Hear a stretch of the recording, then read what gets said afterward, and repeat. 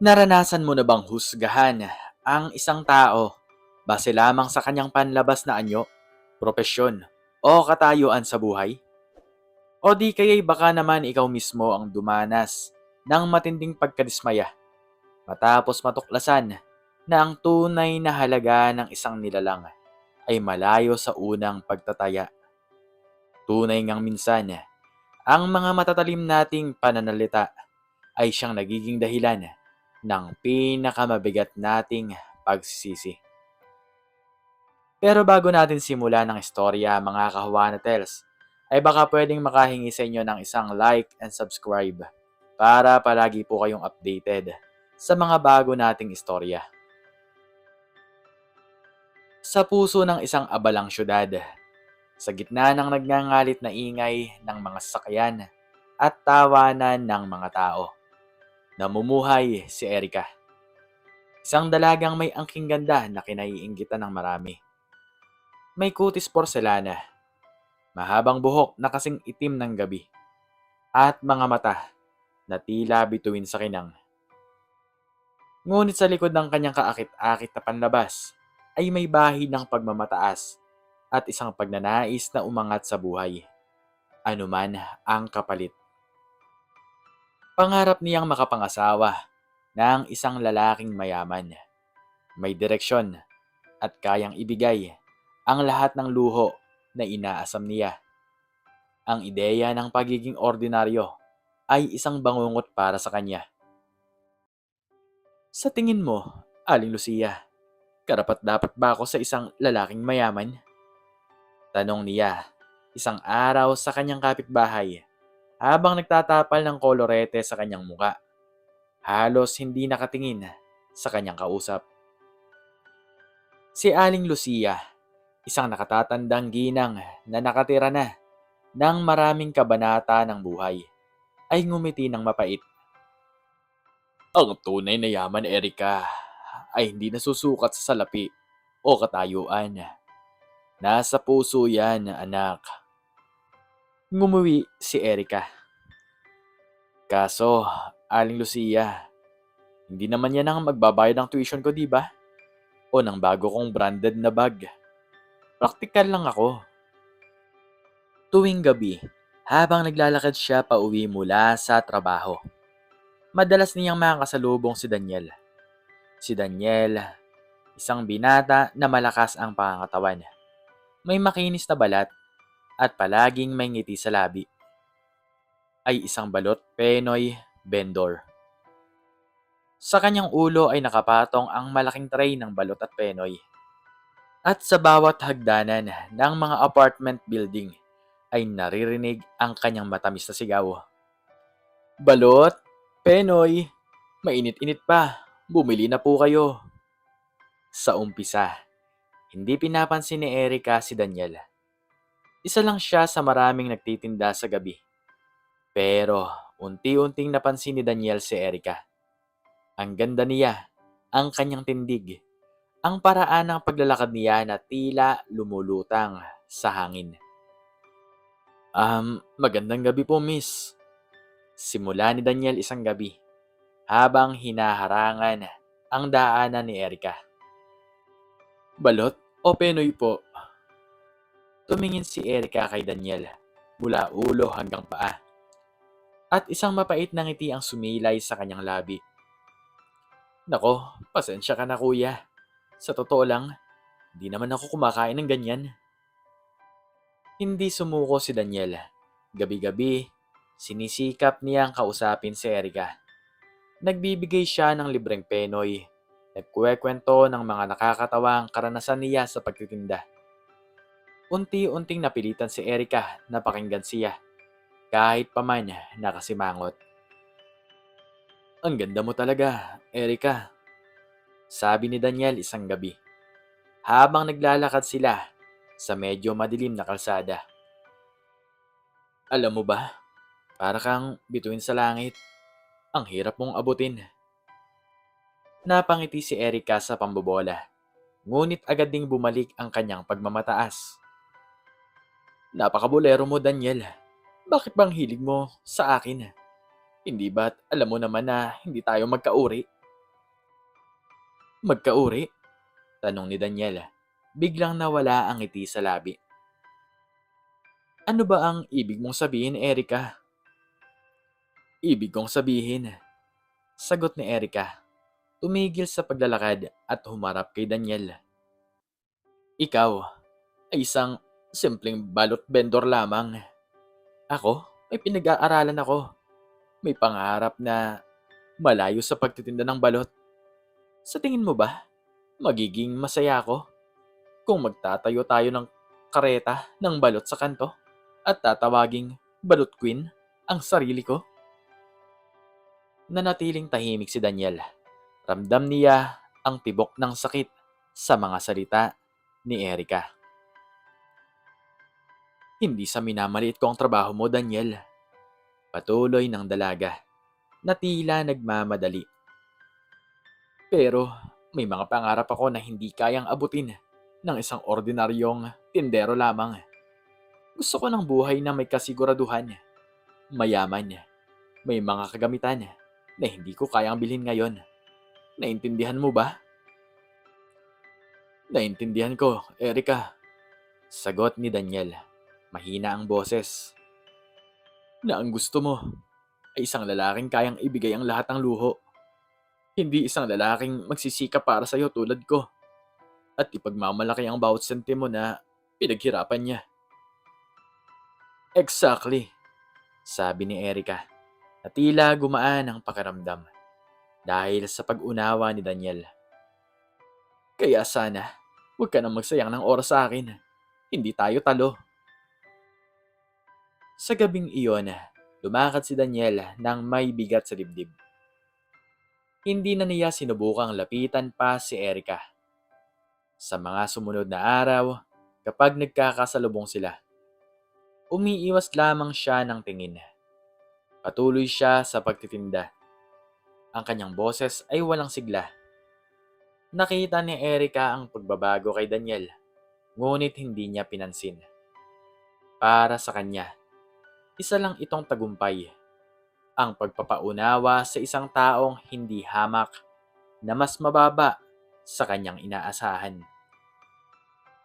Lumipas ang mga buwan. Patuloy si Erika sa pagtatrabaho sa isang maliit na butik. Pinapangarap pa rin ng isang mayamang Prince Charming na magliligtas sa kanya mula sa ordinaryong buhay. Maraming lalaking lumalapit sa kanya, ngunit lahat ay nabigo sa kanyang mataas na pamantayan. Ang isa ay masyadong mababa ang kita. Ang isa ay walang sariling sasakyan. Ang isa ay hindi sapat ang pamilya para maituring na high society. Nagsimula siyang makaramdam ng pagkabigo at ng kaunting pagsisi. Hindi ko po maintindihan, Aling Lucia. Reklamo ni Erika isang gabi. Bakit ang hirap makahanap ng matinong lalaki? Yung katulad ng sa mga pelikula. Baka naman kasi anak. Sagot ni Aling Lucia habang naglilinis ng bakuran. Ang hinahanap mo ay hindi naman totoo. Ang tunay na matino ay hindi lang nasusukat sa kanyang salapi. Pero kung walang salapi, paano kami mabubuhay ng maayos? Giit ni Erika. At paano ang kinabukasan ko? May mga tao, Erika. Sabi ni Aling Lucia. Tumigil at tumingin kay Erika ng diretsyo sa mata. Na kahit walang salapi sa simula, ay may gintong puso at masisipag. Sila ang nagtatayo ng sarili nilang yaman. Hindi mo sila nakikita kasi bulag ka sa kinang ng pilak. Hindi na bumalik si Erika kay Aling Lucia. Feeling niya ay wala siyang makuwang suporta mula rito. Samantalang si Daniel naman ay patuloy lamang sa kanyang buhay. Hindi na siya nagtitinda ng balot sa lugar nila Erika. Lumipat siya ng pwesto. Mas malayo, pero narinig ni Aling Lucia mula sa kanyang mga kapitbahay na patuloy itong nagsisikap. Nag-aaral pa nga raw sa gabi sa isang vocational school para makakuha ng certificate sa isang kurso. Tahimik lang siya, ngunit buo ang loob. Mayroon siyang determinasyon na nagmumula sa isang lihim na pangarap. Isang hapon, habang nagbabasa si Erica sa sala, nakabukas ang telebisyon. Hindi niya ito gaanong pinapansin. Abala sa kanyang cellphone. Biglang umalingaw ang isang pamilyar na tunog. Ang breaking news alert ng isang kilalang TV network. Nakataas ang volume. Breaking news! Ani ng news anchor.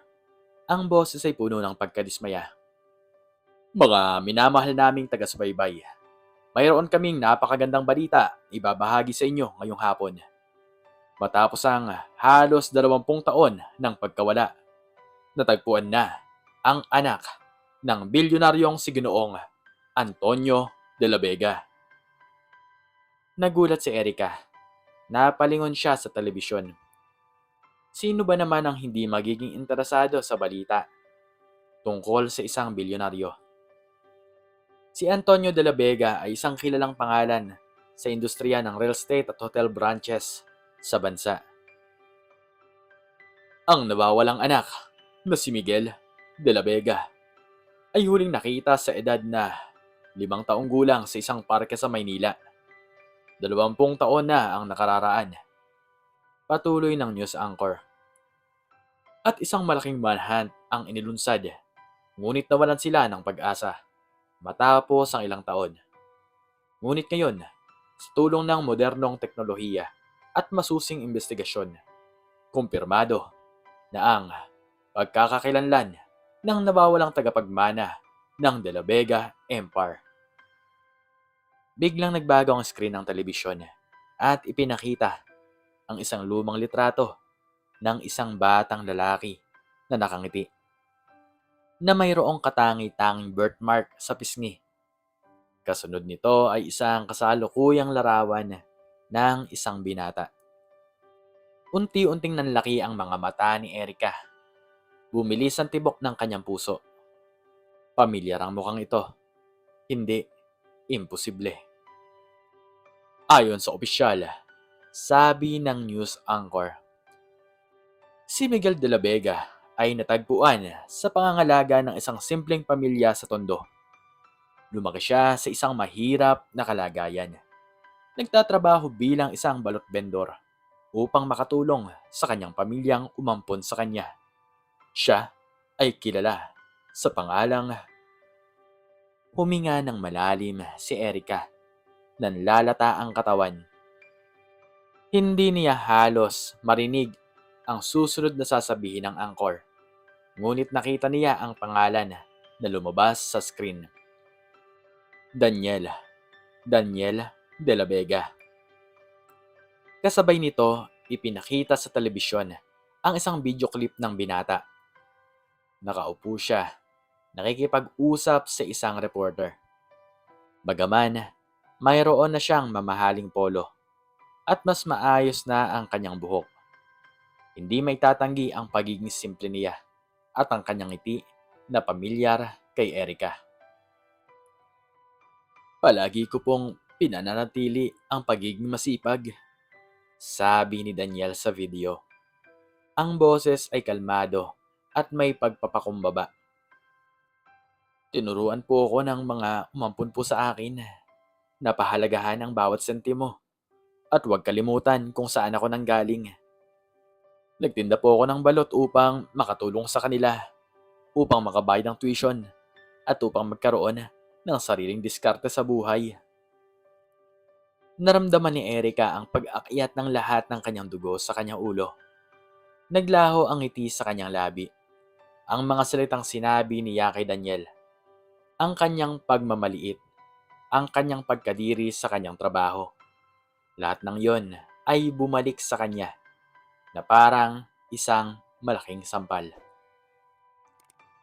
Ang lalaking pinandidirihan niya dahil lamang sa pagiging isang balot vendor, siya mismo ang nawawalang anak ng isa sa pinakamayamang bilyonaryo sa buong Pilipinas. Ang lalaking sinabi niyang hindi sila magkauri ay mas angat pa sa kanya, hindi lamang sa katayuan, kundi pati na rin sa puso. Ang balita ay nagpatuloy at ipinakita ang muling pagkakita ni Daniel at ng kanyang tunay na pamilya.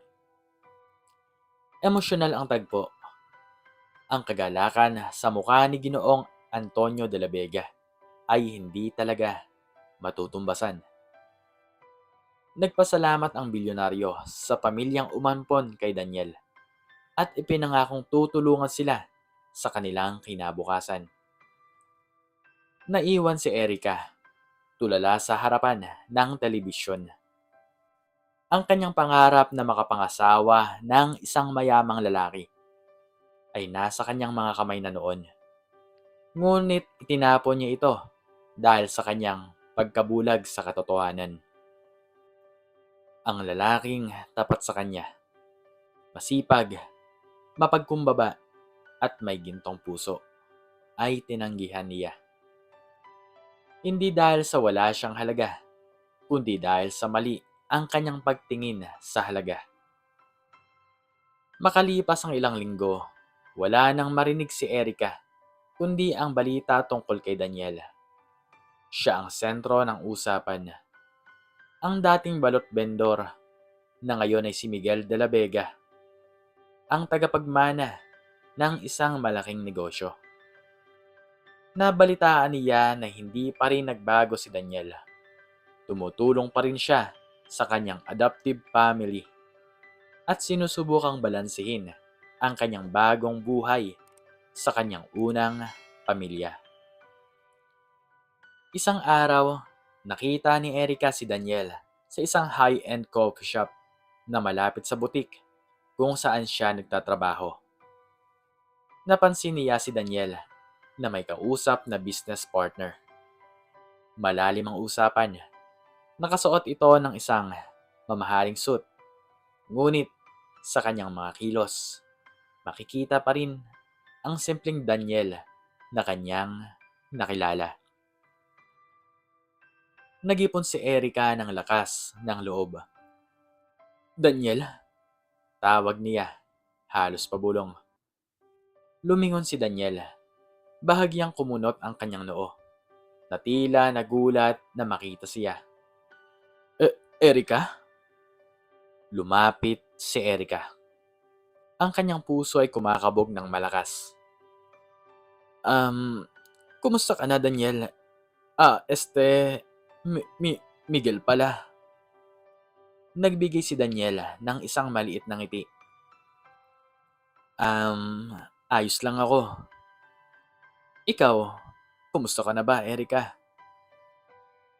Ayos lang din, sagot ni Erica. Ramdam ang pamumula sa kanyang pisngi. Ang dami nang nangyari, di ba? Oo, ang dami. Sang-ayon ni Daniel. Ang kanyang mga mata ay nanatiling kalmado. Walang bakas ng galit o puot. Sa totoo lang, biglaan nga. Nag-ipon si Erica ng lakas ng loob. Miguel, gusto ko sanang humingi ng patawad sa lahat ng sinabi ko sa iyo noon. Sa pagmamaliit ko sa iyo, sa pagiging mapagmataas ko, sobrang nagsisisi ako. Tumingin si Daniel sa kanya ng matagal. Ang kanyang mga mata ay puno ng pag-unawa, ngunit may bahid ng malalim na alaala. Naiintindihan ko, Erica. Noon, nasaktan ako sa mga sinabi mo. Pero natutunan ko na walang maidudulot na maganda ang pagkimkim ng puot. Ginawa mo lang ang akala mo ay tama para sa'yo. Pero mali ako, giit ni Erica. Halos maiyak. Mali ang hinusgahan kita. Sana bigyan mo ako ng pagkakataon. Ngumiti si Daniel. Isang ngiting hindi katulad ng mga ngiting ibinibigay niya noon nang siya ay nagbalot vendor pa. Mas seryoso, mas matanda. Erika, pinahalagan ko ang iyong paghingi ng tawad. Pero ang panahon ay hindi ko na maibabalik. Ang nangyari ay nangyari na. Masaya naman ako sa kung saan ako naroroon ngayon. At masaya ako sa mga taong nasa paligid ko. Ang mga pangarap na pilit mong inaabot noon, natagpuan ko na ang sarili ko sa gitna nito. Pero, ang mahalaga, Erika, putol ni Daniel, ay matuto tayo sa gitna ng ating pagkakamali. Hindi ako nagalit sa iyo ng matagalan. Pinatawad na kita, matagal na. Ginawa ko ring aral ang mga bagay na sinabi mo. Nagpatuloy ako. At tingnan mo, narito na ako ngayon. Naramdaman ni Erika ang huling tibok ng katotohanan. Si Daniel ay hindi na ang balot vendor na kanyang pinandidirihan. Siya na ngayon si Miguel de la Vega, isang lalaking marangal, matalino, at higit sa lahat ay may puso. At ito ang lalaking kanyang sinaktan, sinayang. Pinili niya ang kanyang pagmamataas at pagkabulag. At ngayon, ito ang kanyang kabayaran. Salamat, Daniel, sabi ni Erika. Tumalikod ng may mabigat na puso. Salamat sa leksyon. Pinanood ni Daniel ang kanyang papalayo. Nagpatuloy siya sa kanyang bagong buhay. Dala-dala ang mga aral ng kanyang nakaraan. At ang pagpapahalaga sa kanyang pinagmulan. Sa huli, ang kwento ni na Erika at Daniel ay isang paalala ng tunay na halaga ng isang tao ay hindi nakikita sa kanyang propesyon, kayamanan, o sa kanyang katayuan sa ating lipunan. Nasa puso ito, sa sipag at sa kabutihan, at sa kakayahang manatiling mapagkumbaba, anuman ang pagsubok o kapalaran. Ang paghuhusga base sa panlabas na anyo ay nagdudulot lamang ng pagsisi at pagkawala ng mga mahalagang pagkakataon. Matuto tayong tumingin lampas sa balat dahil minsan ang pinakasimpleng balot vendor ay maaaring may taglay na ginto na hindi natin kayang bilhin. Ikaw, anong natutunan mo sa istoryang ito? Makiki-comment naman sa baba kung ano man po ang inyong natutunan. At hanggang dito na lamang po nagtatapos ang aking storya. At sana po ay nagustuhan nyo ito.